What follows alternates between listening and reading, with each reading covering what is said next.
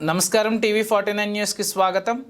YCP అధికారంలోకి వచ్చిన ఈ 5 ఏళ్లలో జగన్ పాలనలో ప్రజలు పడిన కష్టాలు తెలుగుదేశం, జనసేన, బీజేపీ కూటమితోనే ప్రభుత్వం ఏర్పడడం ద్వారా తొలగుతాయని కొత్తపేట నియోజకవర్గ కూటమి ఎమ్మెల్యే అభ్యర్థి బండారు సత్యానందరావు, జనసేన ఇన్ఛార్జ్ బండారు శ్రీనివాస్ అన్నారు.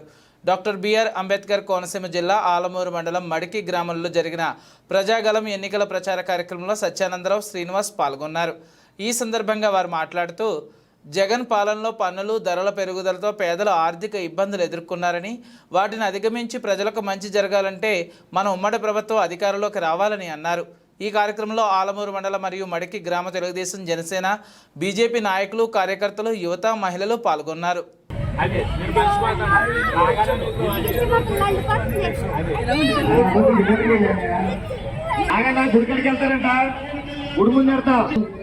మన కోనసీమ ముద్దు బిడ్డ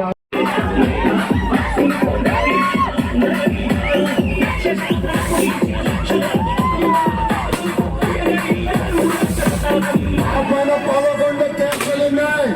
అటెంప్ట్ మర్డర్ 307 ఉంది. నేను భయపడుతున్నాను. రాండి తెలుసుకున్నాం. మీరేమీ లేరు. నేను భయపడుతున్నాను.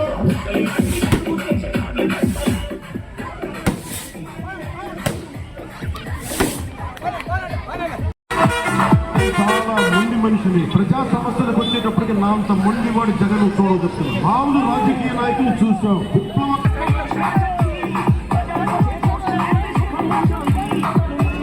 జగన్ మాట్లాడుతూ చేసిన మంచి పనుల గురించి మాట్లాడు, కానీ ఈయన పీకింది పొడిచింది ఏమి లేదు కనుక గంట సమావేశంలో 100 సార్లు చంద్రబాబు నాయుడు గారిని చెప్పండి. చంద్రబాబు నాయుడు గారు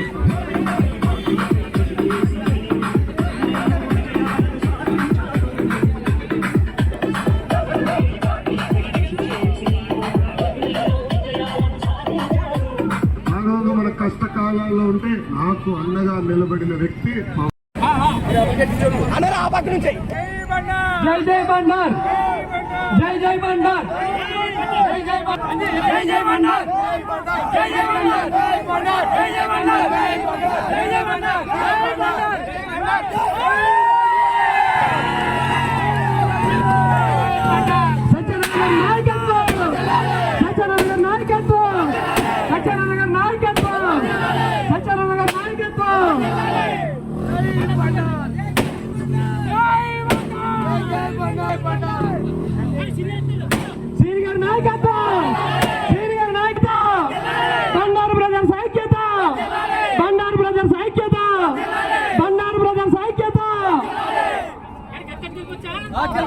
చేదోడువాదోడుగా ఉన్నారు.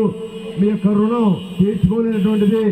మరి ఈనాడు ప్రభుత్వ పరిపాలన ఏ విధంగా ఉందో, ఏ రకంగా ముఖ్యమంత్రి వ్యవహరిస్తూ ఉన్నారు, ఏ రకంగా ఇక్కడ శాసనసభ్యుడు జగ్గిరెడ్డి గారు వ్యవహరిస్తూ ఉన్నారు మీరు చూస్తూనే ఉన్నారు. 5 సంవత్సరాల కాలంగా ఏ రకమైన అభివృద్ధి లేదు. సంక్షేమం పేరుతోటి దోపిడీ చేసుకుంటా ఉన్నారు. దళితుల మీద కూడా అనేక రకాలైన అగాత్యాలు జరిగాయి. జగ్గిరెడ్డి గారి స్వగ్రామం ఒక్క గోపాలపురంలోనే 3 సంఘటనలు జరిగాయి.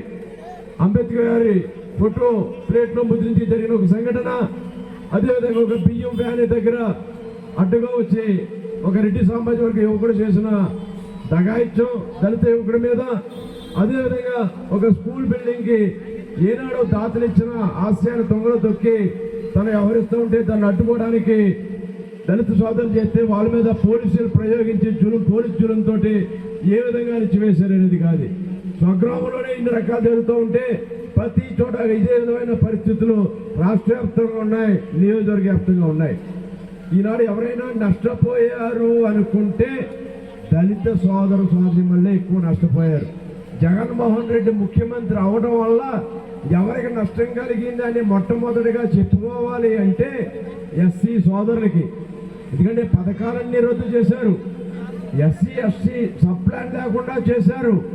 ప్రత్యేకంగా దళితులకి అంబేద్కర్ మహనీయుడు రాజ్యాంగం ప్రకారం కల్పించినటువంటి ఆ నిధులు కూడా ఎస్సీ వర్గాల వారికి దక్కని పరిస్థితి. ఇవన్నీ కూడా మీరు ఆలోచించాలి.